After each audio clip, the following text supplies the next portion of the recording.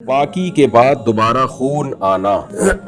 India से किसी ने पूछा है कि जी अगर हैज के दिनों में अच्छी तरह खून ना आए और पाकी हासिल करने के बाद फिर दोबारा खून शुरू हो जाए तो नमाज का क्या हुक्म है।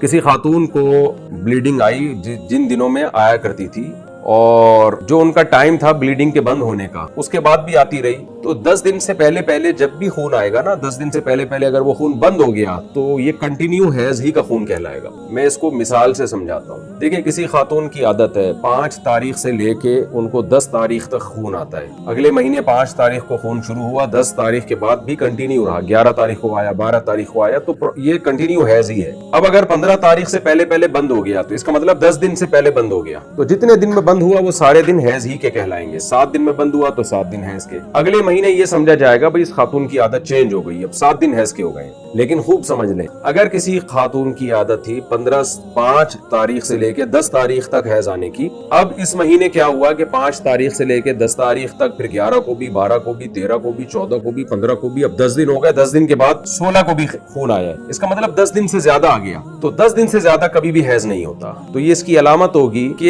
ये जो इनकी आदत थी ना 5 दिन खून आने की, वो तो खून के दिन कहलाएंगे। 5 दिन से ज्यादा जो खून आया है वो खून इस्तिहाजा का कहलाएगा। लिहाजा उसमें जो नमाजें इन्होंने छोड़ी हैं उनकी कज़ा इन पर लाजिम होगी। जैसे 5 तारीख को खून आया, 10 तारीख को बंद होना था, आदत इनकी यही थी कि 10 तारीख को बंद हो जाता था, इस दफा नहीं हुआ। तो अगर 10 दिन तक कंटिन्यू खून आता रहा, यानी 15 तारीख तक खून आता रहा और 15 तारीख से तजावुज कर गया, तो फिर ये समझा जाएगा कि ये सारा इजाफी खून ये इस्तिहाजे का है, ये हैज का नहीं है। लिहाजा इन 5 दिनों में जो इजाफी नमाजें छोड़ी हैं इन्होंने, वो नमाजें इनको लौटानी पड़ेंगी, कज़ा करनी पड़ेगी। और अगर 15 तारीख से पहले पहले बंद हो गया तो इसका मतलब कंटिन्यू 10 दिन से ज्यादा नहीं आया, 10 दिन से पहले बंद हो गया, तो बंद हो गया तो वो सारे हैजी का खून कहलाएगा। तस्हील बहश्ती ज़ेवर किताब ख़वातीन को चाहिए घर में रखें हैज व निफास के मसाइल समझने के लिए।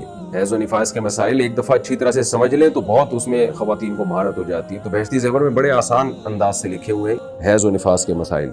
आजकल शरई मसाइल की तरफ लड़कियों की तवज्जो ही नहीं है। डॉक्टर बन रही हैं, इंजीनियर बन रही हैं, तहारत के हकाम, इस्लाम तो आपको तहारत के हकाम भी बताता है ना, तो आपको मेडिकल कॉलेज में थोड़ी बताई जाएंगी कि हैज व निफास के शरई हकाम क्या है। तो ये तो मेडिकल साइंस का टॉपिक ही नहीं है, ना ये आपको फिजिक्स केमिस्ट्री में ये चीजें सिखाई जाएंगी। ये चीज शरई हकाम है, नमाज का तरीका क्या है, गुस्ल का तरीका क्या है, ये डॉक्टर थोड़ी बताएंगे आपको। डॉक्टर की नजर में तो डेटॉल से नहा लो, पानी से नहा लो, एक ही बात है, दोनों में जरासीम मर जाते हैं। लेकिन इस्लाम ये कहता है आपको पानी से नहाना पड़ेगा, गुस्ल पानी से करना पड़ेगा। तो इसलिए हैज व निफास के मसाइल ख़वातीन सीखें। दीनी तालीम इतनी हासिल करना फर्ज है जिसका आपके रोजमर्रा के शरई मसाइल से ताल्लुक है। तलबुल इल्मी फरीज़तुन अला कुल्ली मुस्लिमिन व मुस्लिमा। नबी ने फरमाया कि हर मुसलमान मर्द और औरत पर इल्म का सीखना फर्ज है। तो इसकी तफसीर में तशरीह में उलमा कहते हैं आपको जिन मसाइल की रोजमर्रा जरूरत पेश आती है, चाहे मर्द हो या औरत, तो वो इल्म आप पर सीखना फर्ज है। तो हैज व निफास तो ख़वातीन को वास्ता पड़ता है इससे, तो लिहाजा उन पर लाजिम है कि वो ये मसाइल सीखें और बहश्ती ज़ेवर रख लें। तस्हील बहश्ती ज़ेवर, जामे तुर्शीद ने बहश्ती ज़ेवर को आसान करके छापा है, वो किताब रख लें। फिर कोई बात समझ में ना आए तो फिर उलमा से रुजू करें।